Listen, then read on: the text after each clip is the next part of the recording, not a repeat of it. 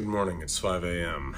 Let me tell you a very scary story about how I was stalked by what I think was a skinwalker. This isn't a funny story, this isn't anything like the Sharon Tate story. This is something I've never publicly talked about, and to this day, I just still can't explain. So, where I used to live when I was a little boy was an area of Temecula known as Duluth.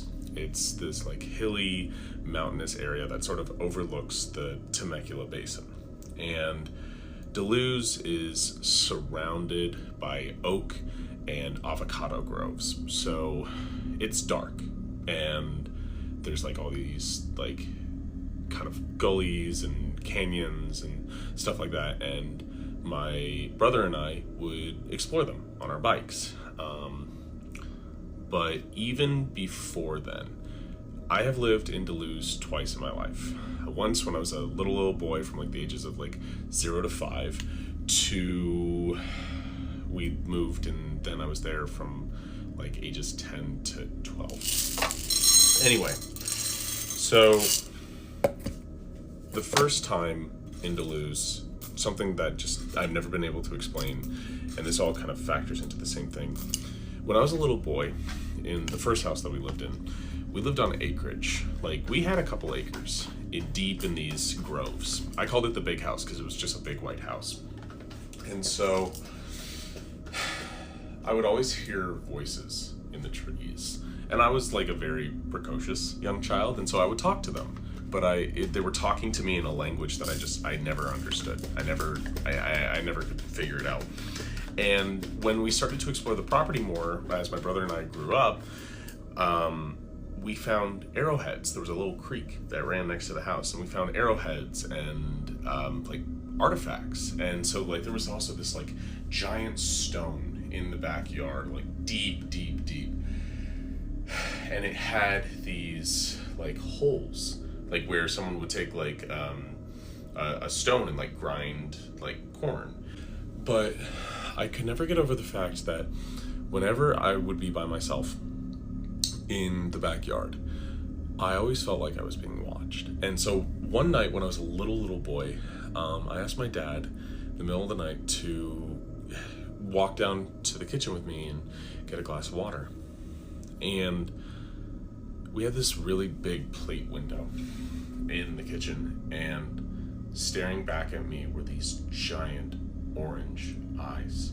And I have never been able to like describe the fear and the dread of seeing these unblinking giant orange eyes. There was probably an animal, honestly, but you can't rationalize that when you're like 4 or 5 years old. Even now, whenever I have nightmares, I genuinely see those orange eyes. So that's sort of the first part of this story. Just setting up of like, Duluth has a very ancient, weird energy that I can't explain. Second time that we moved to Duluth was the time that I am still just terrified to even talk about publicly. Let me grind this coffee 1 second. So after my father passes away, my mom and my brother moved back to Temecula. We find another house in the Duluth area because it's just where we know, and it's a pretty cool property. I have neighbors now, like kids my age that I can hang out with. I really like this place that we live. And so one day, my brother and I are riding around on our bikes, and we find this area kind of near our house where there were supposed to be some other houses built. And in this grove of oaks overlooking a canyon, there is a tree house. And we freak out. We have always wanted a tree house of our own. And it's very clear that this has been abandoned, like years and years ago. The wood is kind of rotten. The everything is sort of like dilapidated. And the thing with that is there's a lot of rust. And so like you can already smell this like very like tangy, rusty smell in the air. And so We then say, this is our treehouse. No one's clearly using it, so let's make it ours. And we go back to the house and we start getting tools. We start working on this. And whenever we have neighbor friends over, we go work on the treehouse. It was basically like mom would take us to Home Depot, we'd get a couple 2x4s, some nails, and start hammering it in. And so about a month later, my brother Chase and my mom go on a field trip to Sacramento, because that was the big trip at the time. And so I'm staying with some neighbor friends and their son, Taylor. And I get on my bike one day after school and I'm like, hey, I'm going to go ride my bike. And they're like, oh, where are you going to go? And I said, oh, the treehouse. And the mom is like, what treehouse? I'm like, oh, the one that's like up Sunset Terrace. And she's like, honey, don't go there. I was like, why? And she's like, just don't go there, please. I'm like, okay, this is weird. So I went there because I'm dumb. And when I get there, there's a kid. There's a kid just working on the treehouse. And I've never seen him before. And so I'm like, hey, hello. And he like waves back. And so I come up and I'm like, hi, I'm Hunter. What's your name? And he says, I'm working on the treehouse. I'm like, yeah, I see that. That's cool. Is this yours? And he's like, no, I like it though. I'm like, okay. So he's giving like fairly short one-word answers. And the thing that I'm noticing now is that rusty smell from before is heightened. It is a lot more intense. Like, it is like this rust. It's like blood and rust. It's a very metallic smell. And I'm starting to get pretty queasy, like really off-putted. And it's getting to the point where I'm almost about to throw up, and this kid is just like, he's working on the treehouse, but it's almost as if like he's acting out working on the treehouse. Like, he's not actually doing anything. And so I'm trying to get like asking more questions, like where he lives, and he's only really giving one-word answers if he gives answers at all. And I'm just starting to feel weird, and my stomach feels sick from the smell, and I'm like, hey, I'm actually gonna go. He's like, I know, you're gonna go now. I'm like, okay. And so I'm like, well, I'll see you later. Still don't have his name. And I get on my bike and I ride away, and I like look back, and he's then standing in the field, like standing where these houses were supposed to be built. Later that night, I can't sleep. Like, I can't sleep at all. And I feel this like need to like look out the window. And there's this kid standing at the top of the driveway. I'm like, genuinely, like all the hair is like standing on my hand. He's like standing in the driveway, and it's clearly this kid, but it's as if this kid is like crooked. It's literally like he's looking like this. He's just standing there. And I like blink and like I close the blinds, and I can feel like when you feel someone's presence like coming up to a window, you know they're there. And I could not sleep that entire night because I felt that presence at that window. And like right before, in the morning, it was a Friday, and so I just had to check for myself. And I went outside before we left for school, and I looked, and there were like these weird misshapen, like, it looked like a footprint, but it was almost as if it was like made by an animal. It was just standing in front of that window. I can't explain it. This is what happened. Believe me if you want. I think I was stalked by a skinwalker. All right, bye. Morning, it's 6 a.m. This is part 2 of how I think I was stalked by a skinwalker. So after my mom and my brother get back from this field trip, there are just weird things that are happening in and around our house that I can't explain. There are doors left open. There are, like, my computer would turn on at random times at night, and like, I'm starting to get goosebumps just talking about this again. Like, there were so many things that I could not explain, to the point that whenever I would wake up in the middle of the night, I would always see a figure And like it was just this dark figure that would always be like just ever so slightly out of glance. Like sometimes like when you see shapes at night, you can pretty much figure out that it's something in your house. This was humanoid. This was a figure. And what I don't I can't explain is the fact that light would not reflect off of it like a normal object. It's as if light went into it and stopped. And so a couple months go by and a literal once in every 30-year snowstorm happens in Temecula. This is something that is a freak weather occurrence, and so it's snowing in Duluth. And like I wake up at 5 a.m. and I even see snowfall, and I like go to my mom and she's like, go to bed, you're lying, like there's no snowfall. It was snowing. And so as I'm on my way back from my mom's room to my room, I pass by the kitchen, which has a big window. What is standing outside? It's the crooked figure. It's just standing there in the snow. And I can clearly tell that snow is on it. And I'm like, genuinely, every single fiber of my being knows what I saw. It was just standing there. And the thing that I still can't explain is that its eyes were orange. I know in part 1, I said it could have been an animal.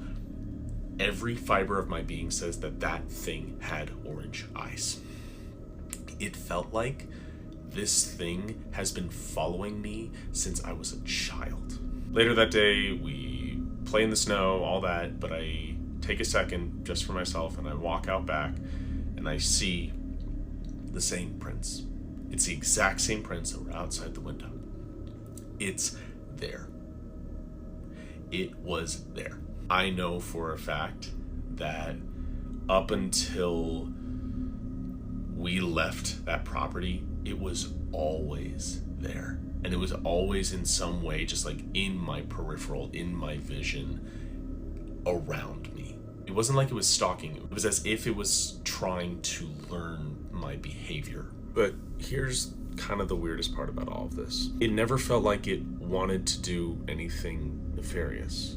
It always felt like it was curious. Like it wanted to know more. It wanted some amount of a connection. Like it, in a weird way, it felt like it wanted a friend. Yet the way and the manner of how it was occupying my space was terrifying to a 10-year-old. And so a couple years later, when we go to sell the house is emptied at this point, and I'm just like walking around. I don't know where my mom is, and my brother is somewhere on the other side of the house. And I hear the voice from the treehouse just call out saying, goodbye. And it's always as if, because then I start trying to follow the voice, like, where is this coming from? I'm trying to like run around, I'm trying to like find it. I can't find it. There's a little shed on the property, cute little shed. And I go outside and I see the boy from the treehouse, whatever that I saw all those, months ago. And he goes into the shed. And so like I run into the shed. There's nothing there. There's a part of me that feels like that spirit, whatever it was trapped. And it was just looking for some amount of a companion. That's it. Hey friends, if you want to hear something scary, don't scroll. This story is about me and a girl who are not friends anymore, so I'm not going to use her real name. I'm going to refer to her as S in this story. When I was 12 years old, I was living in a really small town where basically everybody knows everybody. And if you're familiar with small towns, you know that means that like for the kids, there's not much to do. You have to go find your own fun, which usually results in you getting in trouble or doing something wrong. So honestly, a lot of the times me and many of my friends would go on Omegle or Kick or there was one more too, but I can't remember. But this particular day, I almost said her name. This particular day, S and I went on Omegle and we were talking to this guy, this really fucking weird guy. So we're talking to him and he was friendly at first, but then things went downhill really fast, as it does usually when a 12-year-old is talking to a grown-ass adult on a website such as Omegle. I'm so glad that shit is banned. I don't have to worry about my daughter ever finding out about it. But anyways, we were talking like deeply with this man, and I was pretty confident in that because I was like, oh, it's just online. Like, there's no way he can like find out where we are. There's no way. Wrong, bitch. Anyways, the fucking what made us hang up was when he was like, so how old are you girls, blah blah blah. And we told him that we were 12 years old, and he said, ooh, I bet you guys are sexier in person. We were like, yeah. And then this motherfucker whips out his dick and just starts slonging it around in front of us and is like, you like that? We hung up so fucking fast, but little did we know that he actually already found our location. I don't know how. We were on her sister's computer. We were not supposed to be on her sister's computer. So I don't really know like what kind of location settings she had going on her computer. And it was back in the day too, where things were not as like securely locked down as they are now. So I'm assuming it was relatively easy for him to find out where we were from. So anyways, after we hung up, we thought that that would be the end of it. We like stopped going on Omegle for a couple weeks after that, and we were like, fuck no, we're not doing this anymore. But after that initial call with that guy on Omegle, we started to notice a new vehicle in our town, which is something that you do recognize in a very small town, in a very small community like we were in. Like I said, you know everybody when you live in a small town like that. You are a community. So we automatically knew that there was like a new vehicle in the town, and we were like, oh, okay, like somebody moved here, great, cool. Then we realized that this van, yeah, it was a black van, by the way. It was a black van, not like a regular creepy creeper white van. No, it was like a black van, and it was like one of those short ones. It didn't have windows, whatever. And the license plate was not from our state. I can remember that, but that was like normal for us because our town is one that like you have to cross through to get to one of the most famous mountains that we have in this area for skiing and snowboarding and whatever. So we were used to seeing out-of-state license plates. We didn't really think much of it until we started noticing that this van was following us around. It was everywhere we were. And we were kids that would always be outside. And if we weren't outside, we would be inside fucking around on the computers doing shit we weren't supposed to be doing. So whatever, we started noticing that this car was following us around, and we didn't want to say anything to the adults because we knew for fucking fact if we said something to the adults that they would cut us off from all contact walking outside by ourselves and hanging out more like we always do. And we did not want that. We were like, yeah, we can handle it ourselves, whatever. Like whoever this is, that we're gonna beat them up, like whatever. And oh my God, I remember the first time I ever got a glimpse of who was in the driver's seat one day when he was actually like following us down a busy street. It was on Main Street, so like there was people around, and I'm sure that that's why he didn't do anything that day. But when I saw that it was the same guy we were talking to on Omegle a couple weeks back, I was in shambles. I was like, this is like panicking, trying to tell her that that's who it was. And at first she didn't believe me. She was like, you're just paranoid. Like there's no way that he'd be able to find out where we were. And for a while after she said that, I was like, yeah, you're probably right. Like there's no way that he knows where we are. There's no way that it's the same guy. You're right. I'm just being paranoid. But then there was one day that we were walking home from the town pool, which was like not very far from her mother's house. So we were walking back to her mom's house, which was like off of a side street. So like you go down a side street, a paved side street, and then there's the dirt side street off of the side street. So like there's not very many people back there. And the side streets in that town are very windy too. So like even if there was a person, like they could be around the corner and they're not going to be able to see you from just like slightly around the corner. So we were walking home to her mom's house having a grand old time when here comes the fucking black van. We didn't even notice it. So we're like walking like do straight this way. Here comes the van from behind us, and then we're do, and it fucking pulls up and cuts off the entire way of the dirt road that we're walking down to get to her mom's house. So I remember stopping, looking at her. It seemed like it was like 2 minutes of us staring at each other, but I think it was more like 2 seconds. Without saying a word to each other, we literally both booked it to the right as fast as we could. Because if you go right to where we were, it was like a wooded area that led to her mom's house, but it was like an unkempt wooded area. And we were walking home from the town pool. We had no shoes on. We were in our bathing suits. We were running through the woods, through the sticks, and I remember my feet were ripping. I could feel shit poking into my feet. It was so painful, and I wanted to stop, but I didn't want to stop and get fucking killed. I didn't want to experience the pain of being murdered. So anyway, once we got into her mom's house, we ended up locking all of the doors, all of the windows. Nobody was there at the time. Her parents worked a lot, and her siblings were older, so they were like always gone. Yeah, we were there alone, and after we locked up the entire house, we started looking out the window to like make sure that he was like not gonna come try to find us. And this motherfucker pulls into the driveway of her parents' house. Like, what if somebody was there? First of all, he probably knew that nobody was there because no cars were there, obviously. But like, he pulled into the driveway of her mother's house, and when we saw that, we were like, what the fuck, we gotta go hide. So we ran to the basement where her sister's bedroom was. It was like a weird setup in the basement. Like her sister's room was like kind of locked away in the corner. Like you could easily hide in there and like have nobody know that it was like a bedroom inside. So we were hiding in there for hours, for fucking hours, until we heard her stepfather come home. And even when he got home, we didn't say anything to him. We were just like, oh yeah, we were hanging out in so-and-so's room downstairs. And it was literally, we just went about our lives after that. We did see the black van a couple more times. Ow. Anyways, we did see the van a couple more times, but nothing like seriously bad happened again like that. And then after a couple more days, we never saw the van again, so I'm assuming he gave up. I'm hoping he didn't find another victim. I'm assuming he did because he was a fucking predator. But that's the time that my friend and I almost got kidnapped from a guy that we met on Omegle.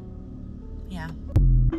So today the police had to escort me home from the gym. I was debating if I wanted to tell this story because I don't really do story times on here, but it was wild, so I figured I will. So boom, I finished my workout. It was a great workout, awesome. Left the gym. By my gym, there's a grocery store. So I go into this grocery store because I'm thinking I want to get a little drink or something to quench my thirst. I was working hard. So I finally found some juice that I wanted to get. So perfect, I get into line to pay for it. As I'm waiting in this cashier line, I notice there's this man and he's kind of just like hanging out in the general vicinity. He's just like pacing around, kind of tweaking out a little bit, acting a little bit sketchy. And to be honest, like living in the city, I'm so used to seeing that. It's just like a common thing. I didn't really think much of it at the time. So finally it's my turn to pay. So I go up to the cashier, and right when I get to her, this man comes up to me and looks at the cashier and is like, I'm paying for her juice. Mind you, I had my AirPods in and they weren't playing any music, but they still were blocking my ears, so I couldn't hear what he was saying that well.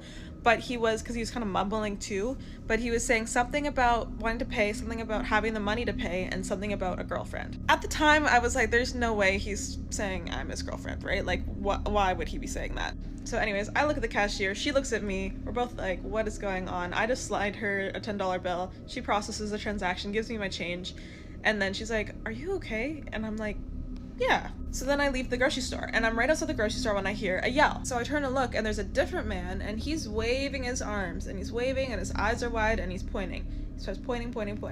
What is he pointing at? And then it clicks that he is signaling to me that the other man, the creepy man from the cashier, is in fact following me out of the store. Now in my head I'm like, maybe the guy's just leaving, but because another person noticed it and looked so scared for me, I was like, you know what, I'm gonna take this for face value and act accordingly. So what did I do? I went back into my gym because I was like, I need to be around people. Now in my gym there's a long corridor, okay? So I got to this corridor and I started walking down and I turn and look, and in fact this man is coming into the gym with me, and he does not look like he's about to work out or has ever worked out. So I hustle over to the front desk and I go, there's a very creepy man following me, can I please hide? And the staff at the gym were so awesome, they realized immediately what was going on and they were like, yes, go to the back, go to the back. So I waste no time and I just scurry to the very back and hide there. Staff would come and check on me periodically to see if I was doing all right and just check in. And at one point I peeked my head around the corner to see if he was still there, and a girl saw me and she's like, go back, go back. So I realized like he still was there trying to come find me. After about like 20 minutes, one of the girls came back to me and she's like, he did leave, we saw him leave the building. But I would wait a little bit of time because he was saying that you were his girlfriend and he needed to check on you and he needed to find where you were because you were his girlfriend, and he was relentlessly doing this for 20 minutes. At some point during this time that I was hiding, the staff had called the police and they were on their way, but they didn't show up until like 1 or 2 minutes after the man had left. So I talked to the police, told them my statement and whatnot. They were so nice. Thank you, Vancouver Police, you were awesome. They also talked to the staff at the gym and the guy that had waved at me from the grocery store, because it turned out that he was actually an undercover security guard dressed in normal clothes, but he clocked the whole situation before I did. And I'm actually so thankful because I would have left and like started walking home and not known, and had my AirPods in, not known that a man is following me. So this is a message to my girls. First of all, be aware of your surroundings. Don't walk around with AirPods in, and if you are wanting to listen to music, you have to be checking your surroundings often, okay? Because you never know who's lurking. And if you can, stay in densely populated areas, places that have people, because you need to have a place to go to seek sanctuary if stuff like that happens. It's actually wild. I'm so happy nothing bad happened and I had people around in community, but it could have gone so much worse. And big thank you to the security guard that noticed the whole thing and to the gym staff that housed me while I was hiding. Story time about how I found out my neighbor was a peeping Tom and creeping on me for over a year. So let me start this off, give you guys the scenery of the apartment. I moved into a beautiful little cutesy studio apartment in Mar Vista. If you live in LA, you know Mar Vista is like a little outskirt city close to Venice Beach. So that's where a lot of the Venetians who don't want to pay crazy rent move to. I found this super cute apartment, got it myself, moved in, okay? Now, let me start this. Let me just set up the scenery. My front door, my neighbor's front door, okay? We literally share a hallway. My first red flag with this neighbor, on the first day I moved in, I was talking to my mama, and I guess like my front door was cracked. And I said to her, I was like, oh dang, ma, I gotta go get some water because I don't have no water. And so that was that. Why, when I opened my front door, was there a big old gallon of water and red Solo cups sitting next to my front door? We should have took this as a red flag, but we didn't. And as we're like seeing the water, I see my neighbor's front door closing. And I was like, oh, thank you. Like, I yelled it out. Obviously, like, I'm not a dick. And I was moving into a brand new apartment. My energy was high. I didn't think anything of it. And he goes, like, he like stuck his hand out the door or something. I didn't actually see his face. Now, over time, I'm chilling. I'm not paying attention because I'm in my new apartment. But also, let me tell you guys, I was a live streamer, like a daily live streamer at this point. I was doing regular streaming and also spicy streaming, okay? Now, in my studio apartment, I had this big window that would look out into the courtyard. And this big window, obviously I wanted that light, but I wasn't gonna just have my blinds open with nothing over it. So I bought a privacy film to go over it, and I made sure you couldn't see in or really see out, okay? So sometimes I would live stream in this little nook that I created because I liked to meditate in it. I love the sun on my face. I charged my crystals. I did my little witchy shit, all in this corner, okay? Mind you, there's a privacy film. So I would live stream, and then like, as I'm live streaming, I kept seeing him like coming in and out of his apartment, and he would like pace in front of this window whenever I would sit there and live stream. I shit you not. And I was like, what the fuck is this nigga doing? Like, go in the house. But also, mind you, he was like a chain smoker. So I didn't really pay too much into it. I was like, oh, maybe he's smoking, but a lot of times he wasn't smoking. And it got to a point where like even my viewers would see like a shadow go over my face. They'd be like, what is that? I'd be like, oh, it's just my creepy neighbor walking back and forth. And they'd be like, girly pop, what? Like, it became a thing where I would be like, oh, gift me every time the creepy neighbor walks by. Like, that's how weird it was. So one day I come out my apartment and I realized this motherfucker put his plants underneath my window. And I was like, what is he doing? Like, what is he on? Like, no. I call my mom, I'm like, Ma, why does fool got his plants next to my window? She's like, if you don't move that shit, like, my mom don't play. I moved the plants, okay? Boom. Now, at this time, I also had a very, like, consistent routine, which I probably shouldn't have, but whatever. I would bike to work sometimes up until my mom gifted me a car. So obviously I stopped biking. So one day I'm coming out of my apartment and all of a sudden I hear someone call my name. I was like, who the fuck is calling my name? I don't even know none of my neighbors. What do you mean? And it's his creepy ass. Like, this is the first time I ever laid eyes on him. He's so creepy looking. Like, I might even insert the picture at the end of this incident of what happened just so y'all can see how creepy he is. Turn around, it's this fool. Why did he ask me, can I buy your bike? My bike? What do you want with my bike? You guys, my bike was a bright turquoise beach cruiser with pink lights and a big basket with flowers on it. What does your grown ass want with my girly ass bike? Like, what? Obviously, I told him no. And what about my day? Now, if you know anything about beach city apartments, a lot of these apartments don't have air conditioning just because they don't really get that hot. And they expect you guys to just leave your windows open so you can get the nice natural breeze.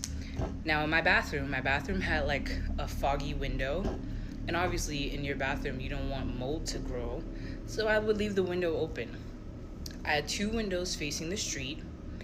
Mind you, both of these windows were completely covered. Like, they were covered by thick hedges and olive trees. Like, there's no way anybody could be looking in them or even like hiding in them, okay?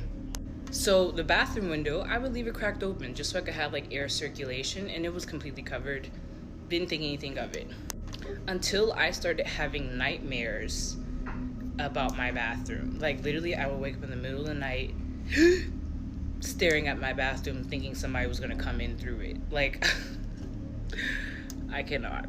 So creepy neighbor is just creepy neighbor. I would always hear him coming in and out of the apartment. Literally, his front door is right there, but I would also hear him going in and out of the front gate. The front gate was right adjacent to my apartment, so I would literally hear that bitch slam anytime someone would come out of it. But mind you, all my neighbors worked, so if I was at home, this nigga was at home because he didn't work. So let me get y'all the crazy last bit of the story. One day, I'm on my gym girl shit. I was working out like every single day. Sometimes I would go either early in the morning or I would go super late at night, just because I hated packed, crowded gyms. So one day, I get ready to go to the gym. It's maybe like 11 o'clock, and I leave all my lights on. All my windows were closed, but I was on the phone. So I go in my car. My car, mind you, is on that same, like I can see my car from one of my windows in my apartment. I'm in my car.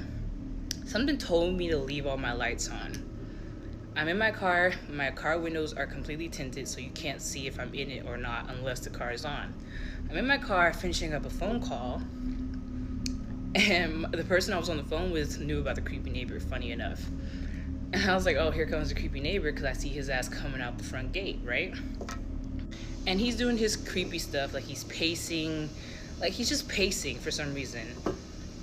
So the next thing he does, this motherfucker walks around to the side of my window, and then he goes into the fucking bushes. And I'm watching this, I'm like, what the fuck is he doing? Like, what are you doing? He goes into the first set of bushes that cover my bathroom window, and he's looking down to see if the window was open. Obviously it wasn't, because I wasn't at home, but I was like, well, what the fuck? He still didn't come out. This motherfucker then proceeds to go into the next window that's inside my like studio area, and he just is like in there. I was like, what the fuck is he doing? Like, why are you in my bushes? Why are you in my bruh? I was so in shock that I couldn't even like film this. I should have, but I was too in shock. And I was like, am I losing my fucking mind, or is this nigga in my bushes? So he comes out finally, and he realizes my windows aren't open, and he goes back into the fucking front gate. And I'm on the phone, I'm like, this nigga was just in my windows. I was so creeped out at this point, but I should have called the police, and I didn't, because I wanted to make sure like I wasn't going crazy. So the next day, after I get home from work, I call my mom. I'm like, Ma, I need you to watch my window on FaceTime while I pretend to act normal in this apartment, and tell me if this nigga comes in my window. So I set up my phone on FaceTime. My mama is down because she want to see what the fuck gonna happen. I'm just pretending to be normal, and I left my bathroom window cracked. Bruh, my mom was absolutely mortified. She would literally, I had my AirPod in, she'd be like, oh my God, Nigel, he's in the bushes, he's in the window, he's in the bushes, he's in the window, oh my God, Nigel, he's looking in the window. Like, she was freaking the fuck out. Now, mind you, I'm trying to pretend to be normal, and I'm freaking out too. My mom pulls up, and he like skateboarded out the fucking bushes. One of my biggest fears unfortunately became a reality. Get ready with me, story time. Over 5 years ago, I actually used to work at a grocery store in my city. At this job, I first started off as a grocery bagger, and then I moved my way up to be a GM, which is a general merchandiser. So I basically restock products, and then I shortly made my way to becoming a clerk, which is another word or term for cashier. I do want to mention, when I became a clerk or a cashier, I was working at that job for maybe like a year. I was about to hit like a year. In my opinion, when you work at a grocery store or somewhere where you're helping out customers, kind of start to get a feel of who your regular customers are. It was a weekday and I was working in the afternoon, and this guy came in my line. And again, remember I said I do recognize regulars? Well, I just knew that this guy wasn't a regular. At least I had never seen him. So this older man comes into my line, and in my opinion, he's one of those guys that if I were to see out on the streets, I would probably like turn the other way. Not even like that I'm judging the way he looks, it's just like the way he was like looking at me, like it was an evil look, if that makes sense. Like it was scary. Like me being alone and I see that, I'm running the other way. This man is next in my line. He had one item. He asked me like the most like random question. He was like, hey, do you know where this item is? And I was just like, oh, it's like right behind you. I don't know, it was just like weird. It's like he knew, but he still wanted to ask me. And then the second weird question that he asked me was, what is my name? And if you work at a grocery store, you're always gonna have a name badge, so it was just weird that he asked me for my name. I do understand if you know you want to get to know me and you are a regular, you're gonna become a regular at the store, you kind of just want to have a conversation. But the way he asked me for my name wasn't just like a normal conversation. It was kind of like, oh, I want to investigate you, who are you, one of those type of, you know, conversations. Kind of just let it be, and I was like, all right, Ash, just move on, just scan his order and get him out of here. He was the type of like customer where he would just like look at you, scan his order, like he would just like stare you down. And personally, when I go to a grocery store, I don't even like look at the cashier. If I do, I'll like glance at her, but nothing where I'm like staring at her, you know, like creeping her out. Anyway, so that guy leaves, and then later on in the night, I think I was working like a 12 to 9, and I remember this guy came around like 9 o'clock, almost time for like me to clock out. And one of the girls comes up to me and says, hey, like there's this guy, he's looking for you. And I was like, who? Like, do I know who he is? And she was like, I'm not sure, but like he was describing somebody and the only person that fits the description is you. And I was like, that's a little bit weird. Also, I do want to mention that I was in the break room at this time when she told me that this guy was like looking for me. Me being me, I was like, who's this person? I want to go see who it is. But I'm a very observant person. I'm also a very like paranoid person, so I was being sneaky about it. I would kind of just like peek a little bit, or I would go up to like the office and I would kind of try to see from the office out to the store. Sure enough, when I spot this man, I was like, dude, there's no way this is the guy that I had the weird encounter with earlier in the day. Okay, like that's weird. Why is he asking for me? Like, I'm not getting good vibes off of him. I felt very uncomfortable, and I feel like one of like my biggest fears is always like having a stalker. I feel like that's just any girl's fear, is having the stalker, right? I refused to go back out on the floor, and he ended up leaving. And tell me why the next day he comes back and I'm at the register, and one of the girls comes up to me and she was like, hey, like I think that guy is back, I recognize his car. And I was like, what do you mean? She was like, that guy who asked about you, he was like, I don't think he's walked in, have you seen him? And I was like, no, I haven't seen him yet. Why? She's like, okay, I'm gonna switch spots with you, you go hide. And I was like, oh my god, like there's no way this is my reality right now. So thankfully she let me out of the register. I ended up going in the very back to like the milk box area, and there's also a medicine room. So I literally hid in the medicine room, and I was like, bro, there's like no way that I have a stalker right now. Like, what in the actual fuck? Before my coworker actually let me out, she told me to stay nearby the back phone in case he leaves, that way I can come back out. And I was like, okay, cool. So I remember she ended up calling the phone, and I answered, and she was like, hey, like this guy's looking for you again. And I was like, are you serious? And she was like, yeah, like he's looking for you, and I don't feel like he's looking for you for a good reason. It's like, because it's been an hour and he's still in the store and he still hasn't bought anything. She was like, usually if you're gonna be in the store for this long, you at least have a cart full of groceries. I'm gonna probably have to wait until after closing for this like man to leave, or until I'm able to leave. So to keep my mind busy, I ended up leaving the medicine room and I went to the milk box, which honestly is still in the back, but when it's in this corner and the milk box is on the other side. And so I just started filling up milk because I was like, if I'm gonna be back here, let me at least help the closer out. I'm filling the milk up and I just see like a hand right there, like grabbing milk or faking that he's gonna grab a milk. and I was like, bro, there's no way this is my stalker.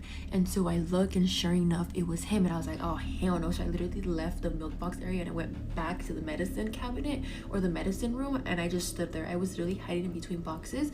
I think I even have a Snapchat. I might insert it if I do find it, of me literally hiding in the milk box. I was like, bro, I can't believe this is my reality right now. But at this point, it was already closing time, and we closed the grocery store at 11 o'clock. I was supposed to clock out at 9 o'clock, and tell me why I did not leave the grocery store until almost 12 in the morning.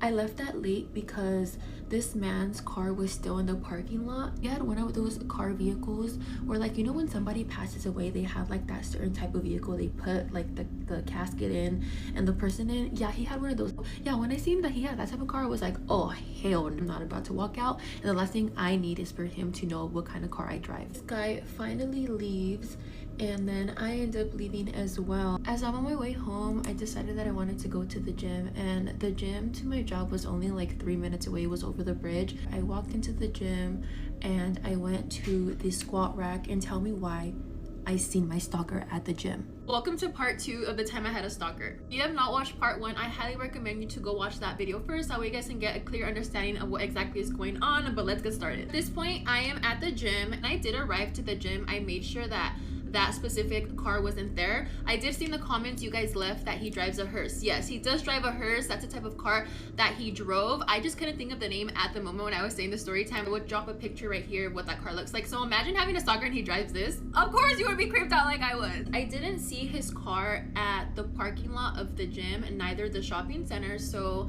I ended up getting down. I thought the coast was clear. Keep in mind, at this point it was roughly 12:30 in the morning, and I was just going about my night. I just went through this situation. Let me at least go to the gym so I can let all of this out.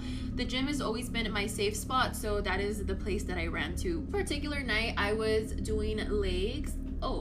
I make my way to the squat rack, and then after the squat rack I ended up going to like the back extensions, and the back extensions at this gym was in this corner, whereas the squat rack was on this side, so I kind of made my way to the other side. I was about to do the back extensions. I freaking see my stalker, and him and I made eye contact, and I was like, dude, there's absolutely no way that this man is at the gym. First of all, I've never even seen him at the gym. I usually go at different times, so I just knew that if this guy was a regular at the gym, then I would have recognized him already. And because I knew that he was already stalking me and constantly asking for me, I just knew that he wasn't at the gym to work out. I need to stop working out and I need to make a plan. I ended up leaving the back extension machine thingy, and then I ended up grabbing some dumbbells. I'm gonna go to the mirror and see what his next move is. I also wasn't doing full sets. I was doing squats. After I was done with that, I noticed that he ended up grabbing the 5-pound weights, and he ended up going to like a section nearby me but still a little bit distant. Let me do one more set and then I'm going to leave. So I did one more set of those squats, and then I remember I ended up leaving to the Stairmaster. And tell me why he only did literally like one set, and then he ended up putting his 5-pound weights away, and then he was done. Why is it that whenever I'm done with my reps, he's suddenly done too, and he just started? Like, okay, I'm putting 2 and 2 together that he's actually here for me. I also feel like what gave it away was the fact that him and I made eye contact more than 3 times at the gym, and usually I don't make eye contact with anybody at the gym. Everyone just kind of minds their business. So the fact that this man just kept staring at me and was finishing reps whenever I was finishing reps, like, dude, if I were to start a set and I would be done with it, suddenly he would be done with it too, and he had just started. Like, it just made absolutely no sense. So like I said, I ended up going to the Stairmaster. I'm at least going to be here for maybe like 2 minutes, and let's see what his next move is. So sure enough, this man goes to the little bicycle, and I was like, are you serious? Like, this man just started this other new set, and now he put his stuff down because he didn't want to lose me, and he went to the bicycle, which is literally like nearby the Stairmaster. So the Stairmaster is right here, and then maybe I would say the bicycle like machine is like 10 feet away. So he was still nearby me. Basically told myself, I was like, okay, I'm gonna stay on this machine for at least 5 extra minutes and let's see what he does. He ended up leaving. I honestly lost track that I had a stalker. I was just so in tune with my workout because of everything that was going on. I just kind of wanted to zone everything out, which is my fault, but also too, it's just like, damn, I don't want to let this man control my life. So I stopped paying attention to him, and of course, because I didn't pay attention to him anymore, I lost him. I don't see him anymore. Maybe he left. Let me go to the restroom. And so after I was done, I went to the restroom. Before I go to the restroom, I'm gonna have my phone out and I'm gonna be recording. So I'm gonna walk and have my phone out like this. If he's actually in the restroom, my recording will dictate and determine if he was actually there for me. I'm going to the restroom, not knowing that he's there, but I'm just assuming at this point that he's at the restroom because he obviously was nowhere to be found in this building. And so I'm walking to the restroom, and I swear to you, he's walking out of the restroom and I'm walking inside of like the little lobby, and I was like, oh my god, like please. Continue walking into the girls' restroom / locker room, but this time when I spotted him, I made sure that I was looking down. So especially because I knew that I was recording, so whatever I didn't see, my phone was going to capture. Tell me why I go into the restroom, I replay the video, and this man is walking out and just staring at me. Like, he made eye contact with my phone camera. I'm gonna try to enter the clip if I do have the video, but it was so scary. I was like, okay, at this point, it just confirmed to me that he is here for me, because this man was like just staring at my camera for like 10 plus seconds until I'm walking in and he's walking out. And again, if I'm going to the gym and I make eye contact with someone, I'm gonna just make eye contact with someone and then I'm gonna look away. I'm not gonna just stare at them. At this point, I'm paranoid as hell. And I feel like the craziest part and the most scariest part to me was the fact that I didn't see his car. So where the heck did he park? Come to find out, he ended up parking like on the side, like on the corner. Like, there wasn't even a parking spot over there, but he ended up parking over there. So obviously I wasn't gonna see his car. I ended up staying in the restroom for 20 minutes, and then I finally walked out because I was like, dude, I have to go home. Like, there's no way I'm gonna stay the whole night at the gym. And so I grew some balls, I walked out, and then I went straight to the front desk, and thankfully there was a guy at the front desk, and I basically told him, I was like, hey, did some old guy walk out? He looks like this. And he said, yeah, he walked out maybe 20 minutes ago. And I was like, okay, perfect. Do you mind seeing if this specific car is outside, or if you see him, because I think he's my stalker. He was like, if you want, I can walk you to your car, you can just chill here for a little bit. So he went to go check outside, his car wasn't there, and then I ended up just staying at the gym for another like 10 minutes, and then he offered, he was like, do you want me to walk you to your car? Like, I'll make sure you're in your car and you're actually driving off. And I was like, yeah, that'll mean a lot to me. So thankfully he did that. W to him, because he saved my day. And then I just ended up going home. I took the freeway. I did continue going to work because the person that I am, I was like, there's no way that I'm gonna let this man know that I'm scared of him. But since that incident, I honestly stopped seeing him. Never see his car there. So I don't know if they ended up telling him something at my job, or he just kind of noticed that I wasn't there anymore. I feel like also the main reason he kind of assumed that I stopped working there was because they ended up switching me to a morning shift. So I really wasn't there in the afternoon. There was one time where I was working in the morning, I seen his car at the parking lot, and if I see his car there, for the most part, like, a lot of my coworkers already knew, my managers already knew. So whenever they would see his car, they would just tell me, Ash, go to the back. So again, if he were to walk in, he would never see me. After, I just ended up quitting because I got a better job opportunity. So I really haven't seen him. I did see a comment, people were asking me if I worked at Stater Brothers. Yes, it was the Stater Brothers. Now that specific Stater Brothers is closed, I honestly never seen this man ever again. One, I'm never really around that side of town anymore, and two, I remember when I quit, I still went to shop at that Stater Brothers, and a lot of my coworkers would tell me that he just never came anymore. So I feel like he kind of just left, and I don't know what he did or where he's at, or if he's still alive, but I'm glad that I don't have him as my stalker. I did see a question when someone said, why didn't you report it to security or to the police? I feel like nowadays you have to just have so much evidence for a police. Like, I did tell the police, and he was like, oh, that's just not enough evidence. Police nowadays just take action when something actually happens versus when you're kind of warning them and giving them a heads up that this situation is going on. So police never did anything about it. Security, they don't really take their job seriously. My managers couldn't really do anything, but they did know about the situation. They were definitely on my side. They were keeping me safe. But again, like, if police couldn't do anything about it, what really can my managers do other than the fact that they would take me out of the register or tell me to go hide? So they did do their part, which I'm super grateful for. That is the end of my story time of the time that I had a stalker, unfortunately. I was in college, my dad told me, before he left from dropping me off, he was like, switch up your routine sometimes walking home, like back to your dorm. He was like, never keep the same route too long. Now, when I went to college, it was 2015. Now, this was my freshman year when he told me this, so I'm like, okay. So fast forward, I'm in my junior year. I used to go to this place called 7th Street Underground, for the people that know, they know, where I would sing every day. It had a piano, computers, things and such, right? That became my routine. I went there between classes, after classes, late at night. But one time I'm at Walmart, and as I walk out to get on the shuttle, I didn't have a car at this time. As I walk out to get on the shuttle, there's a man sitting on the bench. Now, if you know, you know, on a shuttle, it don't matter what age you are, like you can get on the shuttle. So ignore my hair, I get it done tomorrow. Messages, switch it up. So anyway, there's this man at the bench. Now, as I'm waiting on the shuttle, another man walks up to me, and he's wearing like a magician hat, little pants, a little shirt, but you can tell he's an older man. And he comes not even 2 inches away from my face and says, we've been looking all over for you. Now imagine that, you waiting on the shuttle, and some person you've never seen, it was a white man at that, jumps in your face and says, we've been looking all over for you. You and who? And he looks at the man on the bench. Now this man looked like he's about in his 50s, got shades on, he never looked at me. Tell me you wouldn't be freaked out. So back then I was pretty ratchet, okay? And I jumped back and I said, you get the so-and-so on my face. He said, we know you, we've been watching you. What do you mean you've been watching me? He said, you sing every day. Imagine that, I got 4 bags of groceries, fresh out of Walmart, and 2 really grown men are telling me they watch me every day. I ain't never seen y'all a day in my life. He would not get out my face. Broad daylight, at least 2 p.m. Run back into the Walmart. I call my ex at the time. I call him, I say, look, I give it a 411, he pulls up, the people are gone. Real story, wouldn't even lie to you. When I make it to my house that day, and the video was in my phone somewhere, when I made it back to my house that day, my home door was glued shut, and I'm not talking about Elmer's glue. When the people came, they had to take my entire door off because it was construction glue. They could not do anything about it. My sister and my brother-in-law had to come while I sat in the hallway and tried to understand why somebody would want to shut me in my house.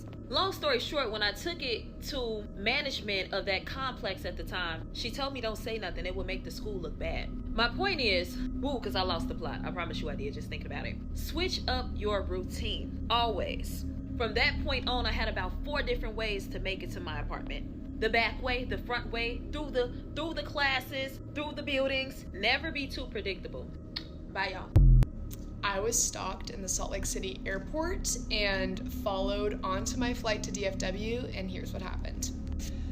Okay, so I'm in Salt Lake. I had a good solid probably hour and a half layover. I had a work call to take, so I took that waiting at my gate.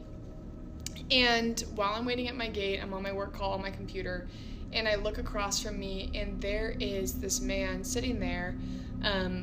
Something seemed off about him, but I was like, whatever, not really my business, don't care, on my work computer. And then I noticed that, like, he literally never broke contact with me. Like, he was just staring at me. And I'm on my computer, like, out of my peripheral seeing this, and I'm like, this is really strange. But honestly, I had a false sense of, like, security. I'm like, I'm in an airport. What can he do to me? Like, there's no way he has a weapon on him. And honestly, I'm like, odds I can outrun that guy, pretty high. So I was like, whatever, let it go. I'm continuing on my work call. I'm like, hey, I'm gonna switch to my phone. I gotta go grab a snack before the flight starts. And they're like, no problem. So I just switch it from my computer to my phone, whatever. So I go to get a snack. He's following me. He got up from his seat and he came to the snack stand with me. I'm like, did I just get escorted to the snack stand? But I'm like, what the heck? So I grab my stuff and I notice he buys 0 things. Nothing. He's just standing there outside waiting for me. What a gentleman. Not. Anyways, so I'm like, that's super freaking weird, but whatever. And then I hear on the intercom that my flight's boarding. So I'm like, perfect. Like, the odds he's on my flight, 0. Like, there's no way.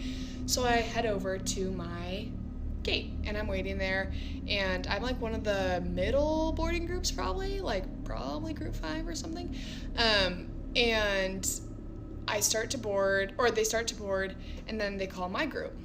And I notice he's just been literally standing next to me, like probably 4 or 5 feet away from me, just like this, like locked in on a girl. I keep forgetting to do my makeup. Like, while I'm talking, I get really distracted. Okay, anyways, so he's locked in on me, and I'm like, this is really strange. But I'm like, okay, I have a game plan. What I'm gonna do is once they start boarding, you know, my group, I'm just gonna jump in the middle of the line. Like, I'm gonna cut some people, they're probably gonna be annoyed, but I'll feel safer between two strangers than I am next to this man right now. And so, alas, my boarding group is called, and that's exactly what I do. I like jump in right between two strangers, and I'm like, I'll be fine. He jumps in right behind me. Right behind me. Like, presses up into my backpack, and I'm like, wait, what the hell? Like, did that just happen? Like, he's boarding my flight? Immediately, I'm starting to get nervous. I'm still on my work call, by the way. And I'm like, not telling them on the other end what's going on because I'm like, we're not gonna talk about this. Just pretend like nothing's going on. And I didn't want him to feel like he was scaring me because to me, that's the last thing I wanted him to do is feel like he had an effect on me. I'm a pretty tall girl. I'm like 5'9". This guy was probably like 6 feet tall. So I didn't feel like he was like towering over me, but I was like, this guy's scary.